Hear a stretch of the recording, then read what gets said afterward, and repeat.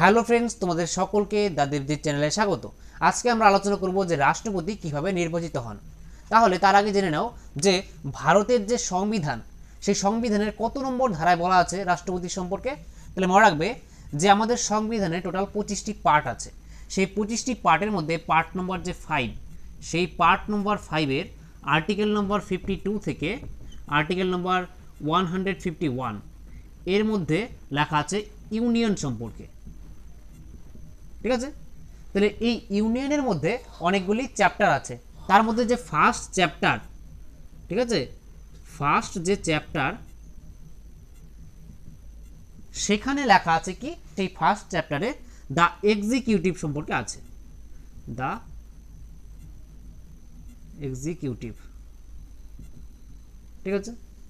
তাহলে সেই executive article নম্বর 52 থেকে আর্টিকেল নম্বর 78 এর মধ্যে। তাহলে 52 থেকে 78 নম্বর আর্টিকেলের মধ্যে এখানে কিন্তু রাষ্ট্রপতি আর উপরাষ্ট্রপতি সম্পর্কে বলা আছে। তাহলে আমরা আজকে আলোচনা করব যে রাষ্ট্রপতি কিভাবে নির্বাচিত হয়। তাহলে আমাদের যে যে আর্টিকেল দেখতে হবে সেটা প্রথমে হচ্ছে যে আর্টিকেল নম্বর 54 আর আর্টিকেল নম্বর 55। এই দুটি আর্টিকেল দেখলেই, এই দুটি আর্টিকেল আমরা পড়লে বুঝে যাব যে রাষ্ট্রপতি কিভাবে নির্বাচিত হন। আর্টিকেল 54-এ কি বলা আছে, যে একটা নির্বাচক সংস্থা গঠিত হবে। ঠিক আছে, যে একটা নির্বাচক সংস্থা,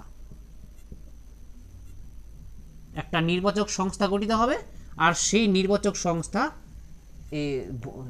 সংস্থার মধ্যে যেই সদস্যরা থাকবে তারা তাদের ভোটের দ্বারা কিন্তু রাষ্ট্রপতি নির্বাচিত হবেন। আর আর্টিকেল নম্বর 55-এ বলা আছে যে রাষ্ট্রপতির নির্বাচনের পদ্ধতি, কিভাবে রাষ্ট্রপতি নির্বাচিত হবেন সেটার পদ্ধতিটা এখানে লেখা আছে। পদ্ধতি, ঠিক আছে, নির্বাচনের পদ্ধতি। তাহলে আগে বলে নিই যে রাষ্ট্রপতি হতে গেলে কি কি যোগ্যতা থাকা দরকার, আর সেই যোগ্যতা লেখা আছে আর্টিকেল নম্বর 58-এ। ঠিক আছে, তাহলে আর্টিকেল নম্বর আজকে 58 সম্পর্কে জানবো, 54 আর 55 সম্পর্কে জানবো।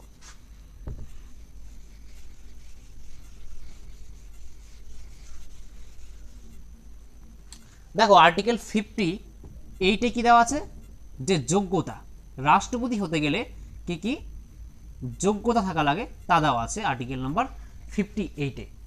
ফার্স্ট যোগ্যতা হচ্ছে রাষ্ট্রপতি হতে গেলে সেই পদপ্রার্থীকে কি হতে হবে, যে ভারতের নাগরিক হতে হবে। ভারতের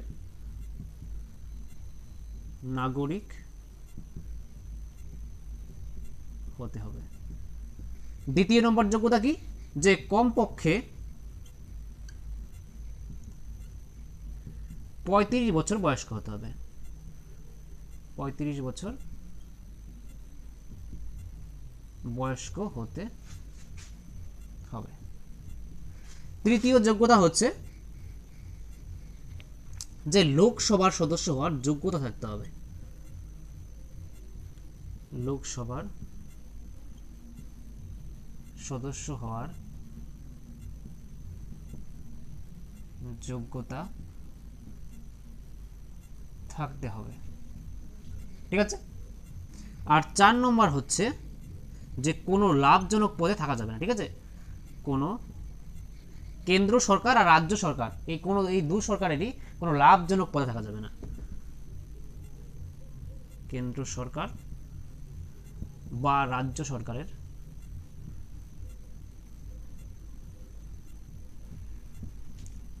কোনো লাভজনক পদে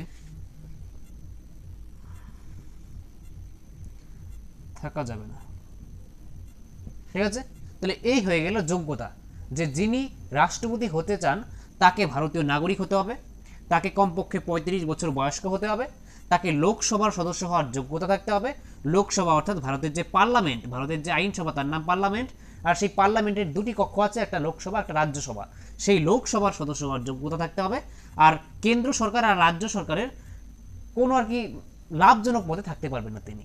ঠিক আছে, আরেকটা যোগ্যতা হচ্ছে যে তাকে 50 জন, যিনি রাষ্ট্রপতি পদবর্তী হতে চান তার নামটি 50 জন নির্বাচক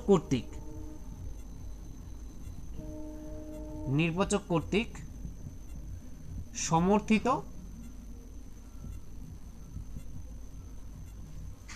ও 50 জন নির্বাচক কর্তৃক উত্থাপিত হতে হবে। অর্থাৎ যিনি রাষ্ট্রপতি হতে চান তাকে কমপক্ষে 100 জন, 50 জন তাকে নির্বাচিত আর কি সমর্থন করবেন, আর 50 জন তাকে আর কি তার নামটি উত্থাপিত করবেন, ঠিক আছে, উত্থাপন করবেন। তাহলে এই টোটাল 100 জন কিন্তু তার আর কি চেনা জানা থাকতে হবে, কে যে যারা নির্বাচন করবে রাষ্ট্রপতিকে ভোট দিয়ে, তাদের মধ্যে থেকে টোটাল 100 জনকে তাদের আর কি রাষ্ট্রপতি যিনি দাঁড়াবেন তার আর কি চেনা জানা থাকতে হবে, ঠিক আছে। তাহলে এই হয়ে গেল যোগ্যতা। এবার দেখব রাষ্ট্রপতি কিভাবে নির্বাচিত হন, স্টেপ বাই স্টেপ দেখব।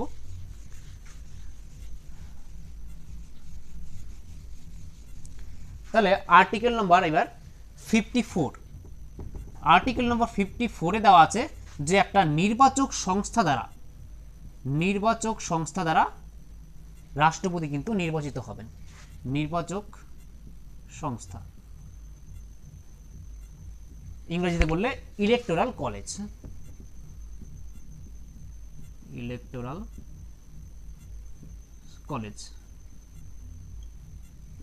তাহলে এই নির্বাচক সংস্থা বা ইলেকটোরাল কলেজের দ্বারা এখানের মধ্যে যেই সদস্যরা থাকবে তারাই কিন্তু রাষ্ট্রপতি যে নির্বাচন হবে সেখানে ভোট দিতে পারবেন।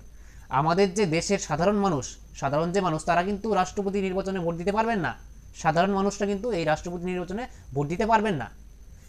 এই যে ভোট যে রাষ্ট্রপতি নির্বাচিত হন সেটা কিন্তু পরোক্ষ নির্বাচন, ঠিক আছে, পরোক্ষ নির্বাচন, অর্থাৎ ইনডাইরেক্ট ইলেকশন, অর্থাৎ ডাইরেক্ট ইলেকশন না। মানে আমাদের হয়ে ইলেকটোরাল কলেজের মধ্যে যে প্রতিনিধিরা থাকবেন তারা রাষ্ট্রপতি নির্বাচনে অংশগ্রহণ করবেন। আমরা কিন্তু জনগণ, ভারতের আর কি ভারতের যারা জনগণ আছে, সাধারণ মানুষ, তারা কিন্তু সরাসরি রাষ্ট্রপতি নির্বাচনে আর কি ভোট দিতে পারবেন না। এর জন্য এটা পরোক্ষ নির্বাচন, অর্থাৎ ইনডাইরেক্ট ইলেকশন, ঠিক আছে, এটা মনে রাখবে। তাহলে এখন দেখি যে রাষ্ট্রপতি নির্বাচনে কারা কারা ভোট দিতে পারবেন, যারা এই নির্বাচক সংস্থা অর্থাৎ ইলেকটোরাল কলেজের সদস্য হবেন। তাহলে এখন নির্বাচক সংস্থা বা ইলেকটোরাল কলেজের সদস্য কারা কারা? ফার্স্ট হচ্ছে যে বিধানসভার নির্বাচিত সদস্য, ঠিক আছে, বিধানসভার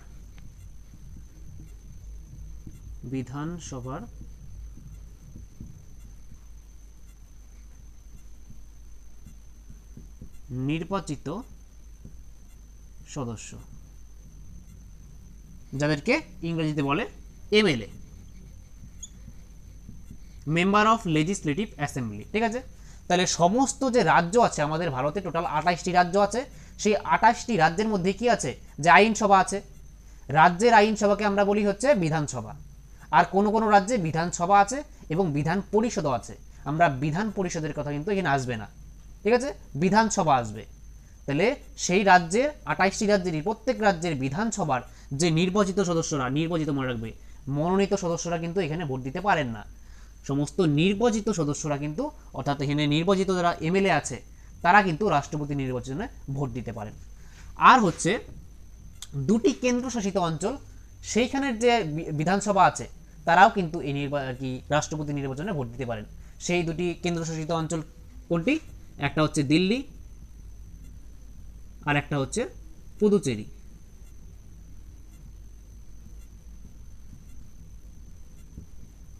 দিল্লি ও পুদুচেরির বিধানসভার সদস্য, বিধানসভার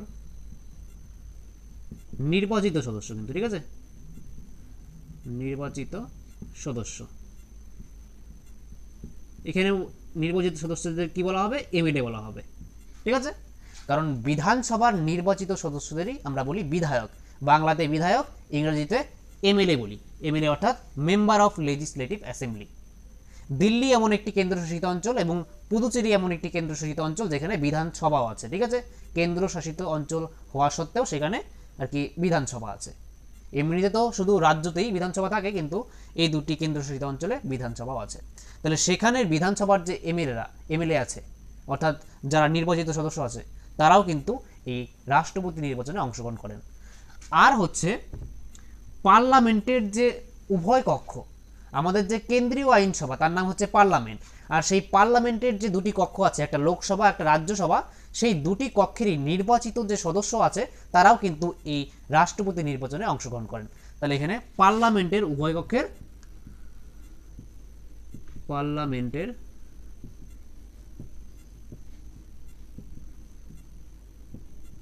কক্ষের নির্বাচিত সদস্য,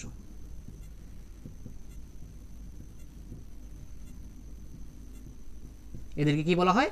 এমপি বলা হয়। ঠিক আছে, মেম্বার অফ পার্লামেন্ট। তাহলে এরাই কিন্তু রাষ্ট্রপতি নির্বাচনে অংশগ্রহণ করে থাকেন, অর্থাৎ ইলেকটোরাল কলেজ অর্থাৎ নির্বাচক সংস্থাতে এরাই থাকেন। আবার বলে দিচ্ছি যে বিধানসভা, আমাদের রাজ্যে, আমাদের ভারতবর্ষে 28টি রাজ্য আছে, সেই 28টি রাজ্যেরই বিধানসভার নির্বাচিত সদস্য অর্থাৎ এমএলএরা, আর দুটি কেন্দ্রশাসিত অঞ্চল শুধুমাত্র, একটা দিল্লি একটা পুদুচেরি, সেখানকার যে বিধানসভা আছে সেখানেরও বিধানসভার নির্বাচিত সদস্য।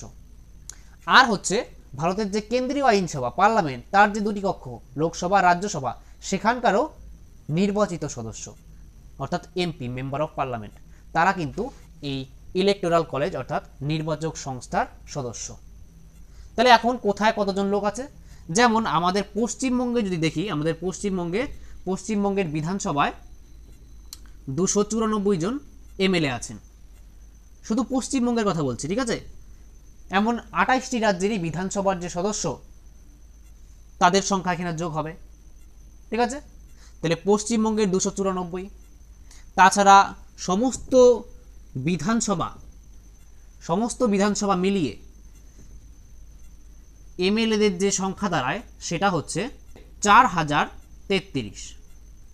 তাহলে টোটাল 4033 জন কিন্তু এমএলএ আছে এই কেন্দ্রশাসিত অঞ্চল এবং 28টি রাজ্যের সমস্ত এমএলএ মিলিয়ে 4033 জন।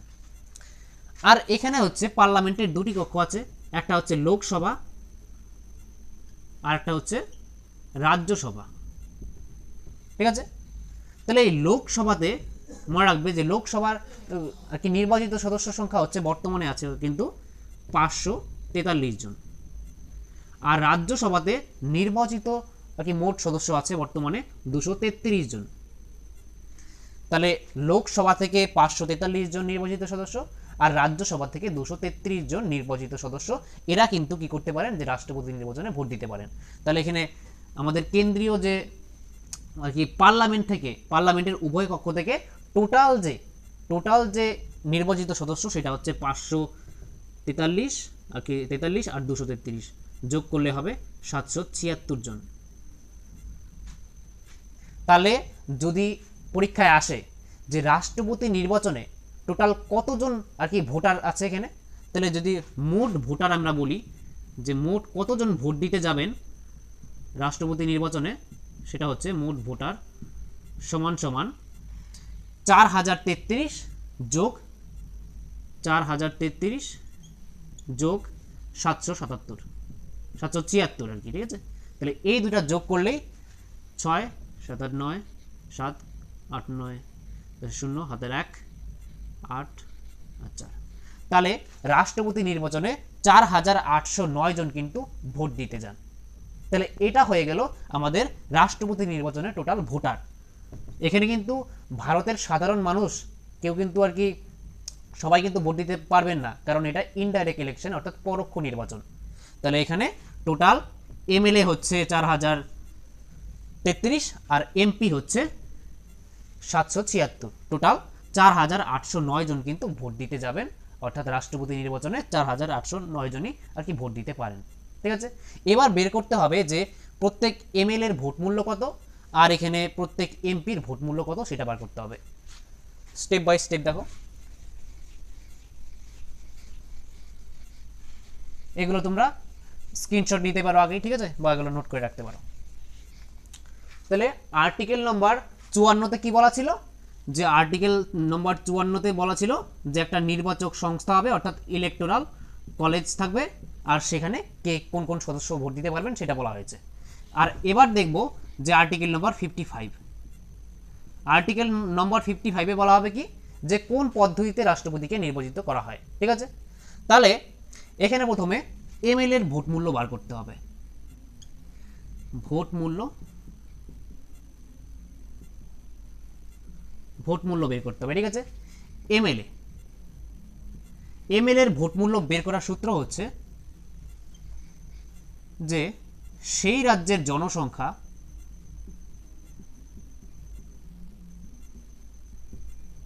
সেই রাজ্যের মোট জনসংখ্যা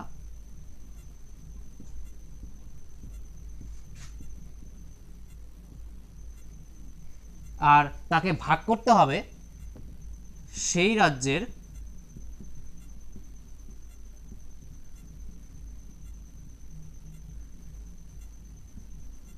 বিধানসভার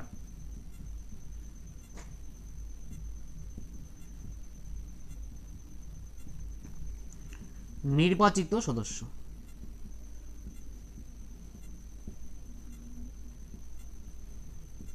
ঠিক আছে। আর এই যে সেই রাজ্যের মোট জনসংখ্যা হবে সেটা হবে 1971 সালের অনুযায়ী, 1971 সালের জনগণনা অনুযায়ী কিন্তু হবে।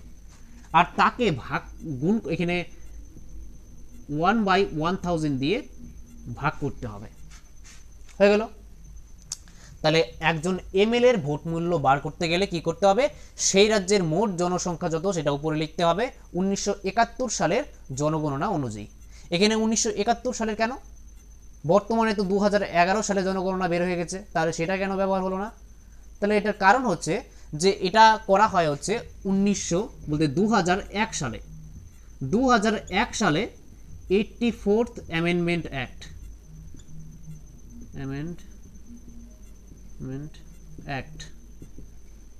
ঠিক আছে। তাহলে 2001 সালে কি হয়, যে 84তম সংবিধান সংশোধনী হয়। তার দ্বারা কি করা হয় যে এখানের মধ্যে 1971 সালের জনগণনা আর কি অনুযায়ী এখানে এমএলএদের ভোট সংখ্যা বের করার কথা বলা হয়। আর এটা কতদিন পর্যন্ত চলবে, যে যতক্ষণ না পর্যন্ত 2026 সালের পরে যে কোনো সেন্সাস না আসছে, অর্থাৎ জনগণনা না হচ্ছে, অর্থাৎ আর কি 2031-এ আবার জনগণনা হবে, ঠিক আছে। করোনার জন্য 2021-এ তো হলো না, তাহলে 2031-এর জনগণনা যখন হবে তখন সেটা কিন্তু এখানে 1971 আর থাকবে না, 2031 হয়ে যাবে। 31-এর জনগণনা অনুযায়ী সেখানে আর কি জনসংখ্যা বসানো হবে। কিন্তু যতদিন না পর্যন্ত 2031 আসছে, 2031-এর জনগণনা আসছে, ততক্ষণ পর্যন্ত 1971 সালের জনসংখ্যা এখানে বসানো হবে। তার কারণ হচ্ছে যে এমএলএদের ভোট মূল্য বের করা হয় সেখানকার জনসংখ্যা, ধরো একটা রাজ্যের জনসংখ্যা হচ্ছে 1 লাখ, আর সেখানে এমএলএর সংখ্যা হচ্ছে 50, আর তাকে যদি 1/1000 দিয়ে ভাগ করা হয় তাহলে 1টা 2টা 3টা 4টা 1 2 3 4 কাটা গেল, আর এখানে 5 10কে করলে 2, তো এখানে থাকলো হচ্ছে 2, ঠিক আছে। তাহলে এখানে একজন এমএলএ এর ভোট মূল্য দাঁড়ালো হচ্ছে ধরো 2।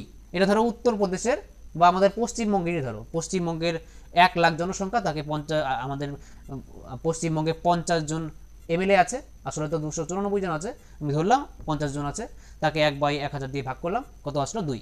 তার মানে আমাদের পশ্চিমবঙ্গের একজন বিধায়কের অর্থাৎ একজন এমএলএ এর ভোট মূল্য হচ্ছে 2।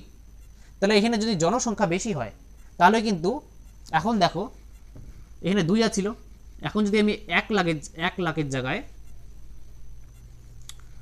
এমএলএ 50 জনই আছে, এখানে 1000 দিয়ে ভাগ হবে, গুণ হবে, ভাগ হবে। আর এখানে আমি যদি 2 লাখ লিখে দিই,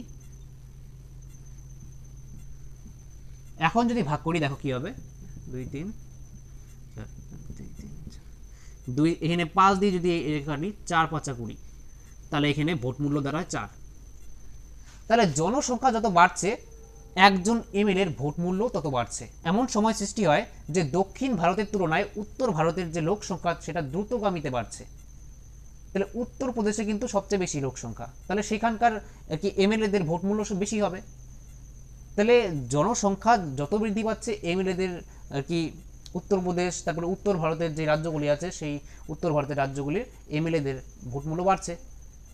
তাহলে আর দক্ষিণ ভারতের যে ভোট মূল্য, দক্ষিণ ভারতের যে রাজ্যগুলি আছে সেই রাজ্যগুলি কিন্তু জনসংখ্যা কমানোর জন্য চেষ্টা করছে, তাহলে তাদের এমএলএদের ভোট মূল্য কমে যাচ্ছে, ঠিক আছে। আর উত্তরপ্রদেশের অর্থাৎ উত্তর ভারতের যে এমএলএরা আছে তাদের ভোট মূল্য বেড়ে যাচ্ছে, তাহলে একটা অসামঞ্জস্য সৃষ্টি হচ্ছে। তার জন্য কি করা হয় যে 1971 সালের জনগণনা অনুসারে সেই আর কি পপুলেশনটাই, সেই জনসংখ্যাটাই এখন লেখা হয়। ঠিক আছে, তাহলে এই হয়ে গেল এমএলএদের ভোট মূল্য বের করার সূত্র।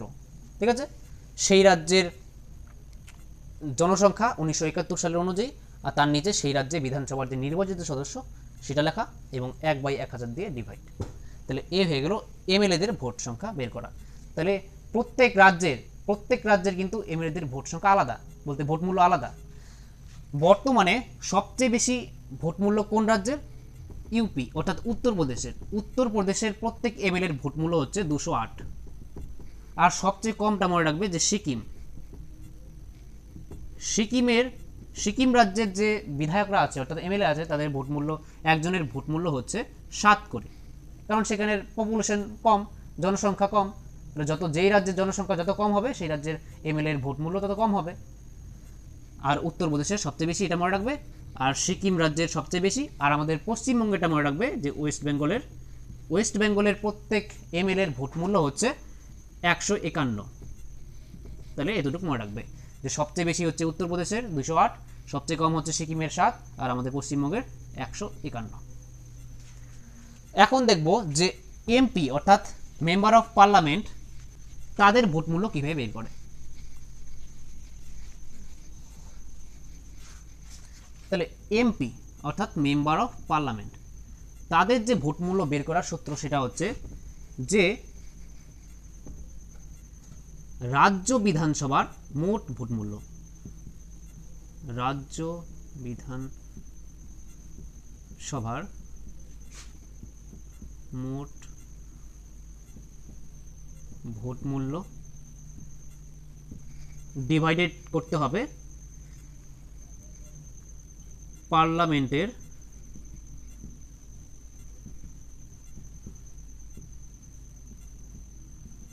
উভয় কক্ষের নির্বাচিত সদস্য সংখ্যা। ঠিক আছে, তাহলে একজন এমপি অর্থাৎ লোকসভা আর রাজ্যসভা, আমাদের যে পার্লামেন্ট আছে সেই পার্লামেন্টে দুটি কক্ষ, একটা লোকসভা একটা রাজ্যসভা। তাহলে সেখানকার যে এমপিরা আছে অর্থাৎ সেখানকার যে সদস্য লোকসভা রাজ্যসভা তাদের ভোট মূল্য কিন্তু আলাদাভাবে বের করে। সেটা হচ্ছে যে বিধানসভার আমাদের 28টি রাজ্য আর 2টি কেন্দ্রশাসিত অঞ্চল পুদুচেরি আর দিল্লি, তাদের প্রত্যেক এমএলএদের ভোট মূল্য যোগ করে যেটা হয় সেটা উপরে লিখতে হবে, আর তাকে ভাগ করতে হবে যে আমাদের লোকসভা রাজ্যসভাতে কতজন সদস্য আছে। লোকসভাতে 543 জন আর রাজ্যসভাতে 233 জন, যোগ করলে হয় 776 জন। তাহলে সেটা নিচে হবে। আর 28টি রাজ্য আর 2টি কেন্দ্রশাসিত অঞ্চল তাদের প্রত্যেকের ভোট মূল্য যোগ করলে যত হয় সেটা এখানে লিখতে হবে। সেটা আমি লিখে দিচ্ছি এখানে যে 54। তাহলে 5,43,231 এটা হচ্ছে 28টি রাজ্য আর 2টি কেন্দ্রশাসিত অঞ্চলের সকল এমএলএর ভোট মূল্য। তাহলে এইটা যদি ভাগ করলে যেটা দাঁড়াবে সেটা হবে 700 সামথিং দাঁড়ায়। তাহলে এখানে ওভারঅল আর কি 700 ধরা হয়। তাহলে বর্তমানে প্রত্যেক এমপির অর্থাৎ লোকসভা রাজ্যসভার যে নির্বাচিত সদস্য তাদের ভোট মূল্য হচ্ছে 700 করে। এটা কিন্তু এক্সাক্ট। তাহলে এটা বোঝা গেল। তাহলে এবার দেখবে যে এবার ভোট মূল্য তো বের হলো যে এমপিদের ভোট মূল্য কত আর এমএলএদের ভোট মূল্য কত। এবার যিনি রাষ্ট্রপতি পদপ্রার্থী, ধরো 4 জন রাষ্ট্রপতি পদপ্রার্থী দাঁড়ালেন, তাদের মধ্যে যে জিতবেন তাকে কিন্তু একটা কোটা সংখ্যক ভোট পেতে হবে। তাহলে কোটা সংখ্যক ভোট, এটা কি কোটা বা ইংরেজিতে বললে কিউ, এই কোটা বের করার সূত্র হচ্ছে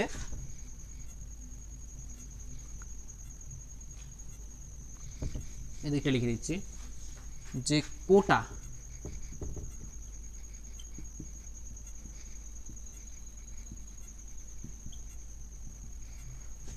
বের করার সূত্র হচ্ছে যে এমপিদের ভোট মূল্য যোগ এমএলএদের ভোট মূল্য, ঠিক আছে, ভোট মূল্য, আর তাকে ডিভাইডেড করতে হবে 2 দিয়ে, আর যোগ করতে হবে +1, তাহলে এটা বের হয়ে যাবে কোটা। তাহলে সে যেই প্রার্থী কোটা সংখ্যক ভোট পাবে তিনি রাষ্ট্রপতি হয়ে যাবেন। যেমন এমপিদের টোটাল ভোট মূল্য কত, যে এমপি অর্থাৎ মেম্বার অফ পার্লামেন্ট, লোকসভা রাজ্যসভার যে সদস্য তাদেরকে এমপি বলা হয়, তাহলে 776 জন আর কি পার্লামেন্ট থেকে আসে, তাহলে সেই 776 জনের ভোট মূল্য হচ্ছে টোটাল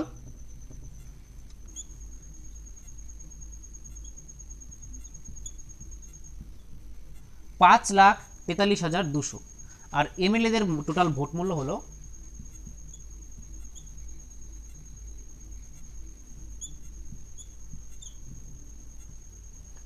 5,43,231, আর তাকে 2 দিয়ে ডিভাইড করতে হবে, ভাগ করতে হবে, আর 1 যোগ করতে হবে, এটা দাঁড়াবে হচ্ছে কোটা সংখ্যক ভোট। তাহলে এই দুটো যোগ করলে হয় হচ্ছে যে 1 আর 1, 1 আর 0 1, 3, 3ই থাকবে, 2 আর 2 এখানে 4 বসবে,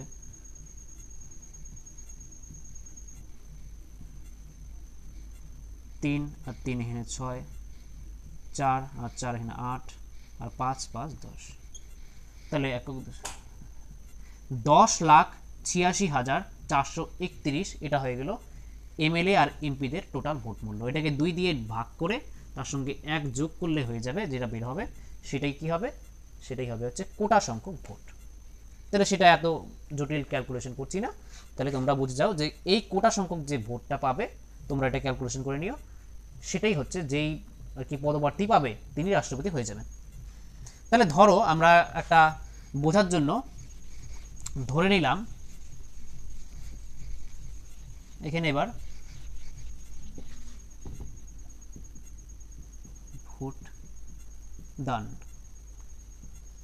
ভোট দান হবে, ঠিক আছে। আর ভোটদানের আগে বলে নিই যে রাষ্ট্রপতি নির্বাচন যে হয় এটা হচ্ছে একক হস্তান্তরযোগ্য,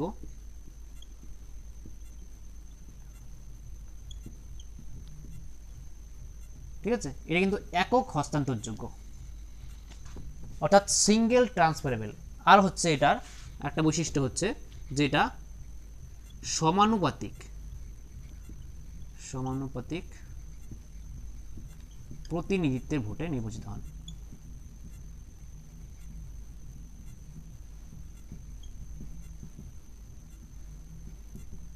ঠিক আছে। তাহলে সমানুপাতিক প্রতিনিধিত্বের ভিত্তিতে, অর্থাৎ যে রাজ্যের জনসংখ্যা যত বেশি সেই রাজ্যের এমএলএদের ভোট মূল্য তত বেশি হবে। তাহলে এখানে জনসংখ্যার উপর সামঞ্জস্য রেখে কিন্তু আর কি ভোট মূল্য আর কি গ্রহণ করা হয়। আর একক হস্তান্তরযোগ্য, প্রত্যেকের ভোট মূল্য কিন্তু একই ধরা হবে, একজনকেই ধরা হবে কিন্তু, ঠিক আছে। আর হচ্ছে এটা হচ্ছে পরোক্ষ নির্বাচন, এটা জানোই তোমরা, একটু আগে বলছি পরোক্ষ নির্বাচন, ঠিক আছে। আর এখানে গোপন পদ্ধতিতে কিন্তু ভোট হয়, ঠিক আছে, গোপন পদ্ধতিতে অর্থাৎ সিক্রেট ভাবে, এটা মনে রাখবে। তাহলে এতটুকু তোমরা মনে রাখবে, ঠিক আছে। তাহলে এখন ধরো এখানে 4 জন ক্যান্ডিডেট আছে,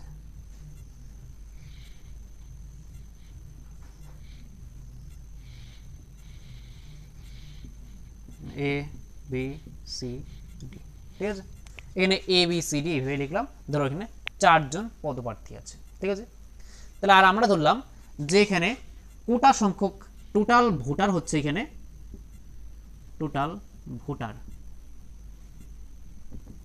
100 জন, ঠিক আছে। এখানে টোটাল ভোটার কিন্তু অনেক বেশি, টোটাল ভোটার কিন্তু আসলে ভোট দিতে আসবেন 4,809 জন। তাহলে আমরা সুবিধার জন্য এখানে ক্যালকুলেশন সুবিধার জন্য 100 জন ভোটার ধরলাম, ঠিক আছে। আর প্রত্যেকের ভোট মূল্য 1 করে ধরলাম। আর এখানে কোটা সংখ্যক ভোট দিলাম,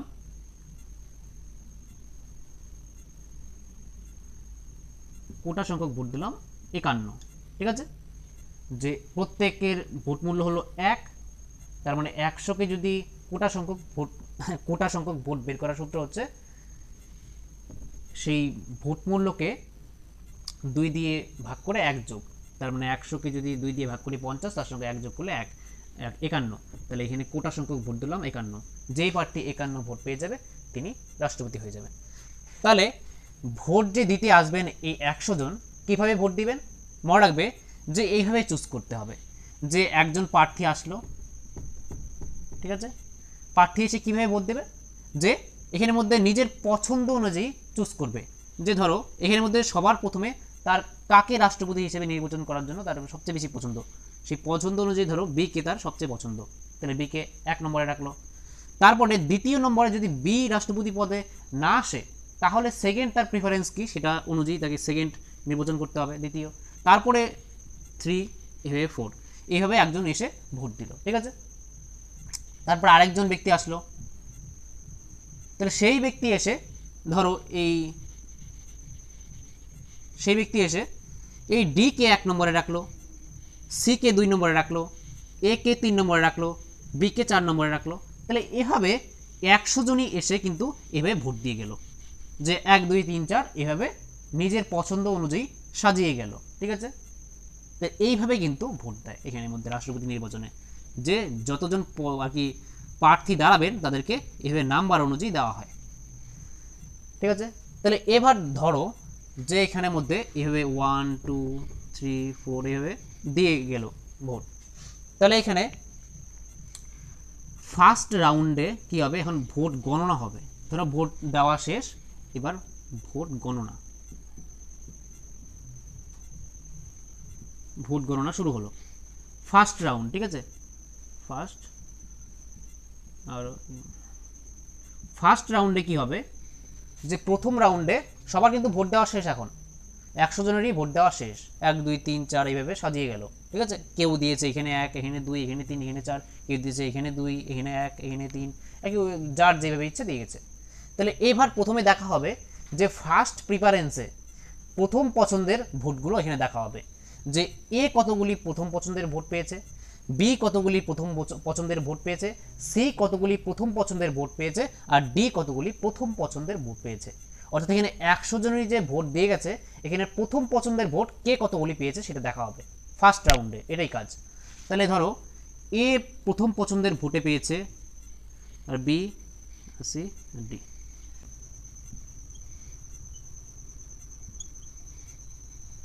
ধরো এইভাবে এ কে 10 জন প্রথম পছন্দে রেখেছে, বি কে 35 জন প্রথম পছন্দে রেখেছিল, সি কে 43 জন প্রথম পছন্দে রেখেছিল, আর ডি কে 12 জন প্রথম পছন্দে রেখেছিল। তাহলে এখানে দেখা গেল যে কোটা সংখ্যক ভোট অর্থাৎ 51 ভোট কেউ কিন্তু পেল না, তার মানে এই রাউন্ডে কি হলো না যে রাষ্ট্রপতি নির্বাচিত হতে পারলো না। তাহলে এখন কি করা হবে যে সবচেয়ে কম যে প্রথম পছন্দের ভোট পেয়েছে তাকে এইখান থেকে বাদ দেওয়া হবে, ঠিক আছে। যে এখানের মধ্যে সবচেয়ে কম প্রথম পছন্দের ভোট পেয়েছে এ, তার মানে এখানে এ কে সরিয়ে দেওয়া হবে যে এর ভোট আর এখানে এ আর কোনো নির্বাচনে আর দাঁড়াতে পারছে না এখন। তাহলে এখন এর ভোটটা যে আছে এটা এই বি সি আর ডি এদের মধ্যে কিন্তু আর কি বিলিয়ে দেওয়া হবে। কিভাবে, যে এর 10 জন যে প্রার্থী একে আর কি প্রথম পছন্দে রেখেছে, তারপরে তো দ্বিতীয় তৃতীয় চতুর্থ পছন্দেও রেখেছিল, তাহলে এখন দেখা হবে যে এই 10 জন প্রার্থী দ্বিতীয় পছন্দে কাকে কাকে রেখেছে। তাহলে দ্বিতীয় পছন্দে হয় বি কে রেখেছিল, না হয় সি কে রেখেছিল, না হয় ডি কে রেখেছিল, কারণ প্রথম পছন্দে তো এ কে রেখেছিল এই 10 জন। তাহলে দ্বিতীয় পছন্দে হয় বি কে রেখেছে, হয় সি কে রেখেছে, না হয় ডি কে রেখেছে।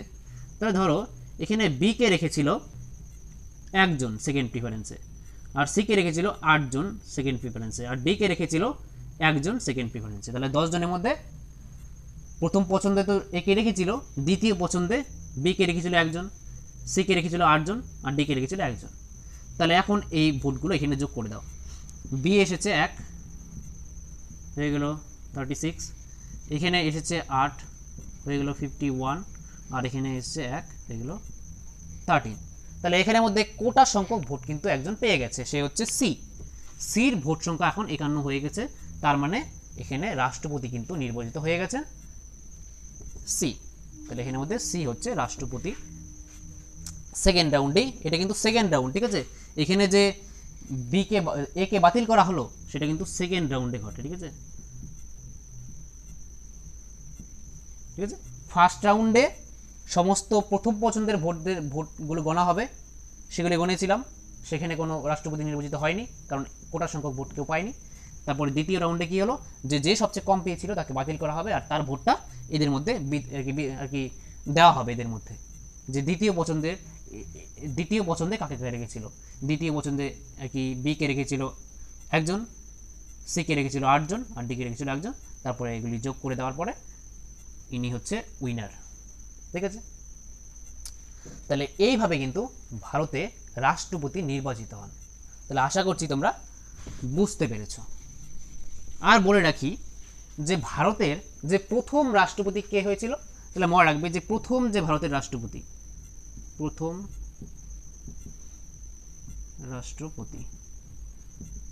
তার নামটা মনে রাখবে, তিনি হচ্ছেন ডক্টর রাজেন্দ্র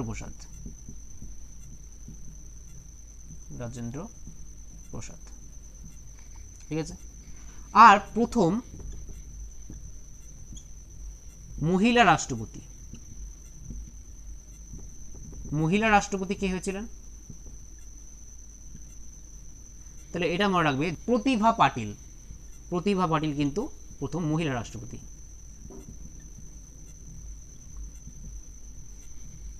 এতটুকু মনে রাখবে। তাহলে আশা করছি রাষ্ট্রপতি কিভাবে নির্বাচিত হয় সেটা তোমরা বুঝতে পেরেছো। আর যদি কোনো প্রবলেম হয় তোমরা কমেন্টে জানাতে পারো আমাকে, ঠিক আছে। আর ভারতের সংবিধানের উপর কিন্তু আমি একটা প্লে লিস্ট করা আছে, সেখানে গিয়ে তোমরা সংবিধানের উপর প্রত্যেকটি ক্লাস করতে পারো, ঠিক আছে। তাহলে ভিডিওটি শেষ পর্যন্ত দেখার জন্য তোমাদেরকে অসংখ্য ধন্যবাদ। দেখা হচ্ছে পরের একটি নেক্সট ভিডিওতে, ততক্ষণের জন্য বাই।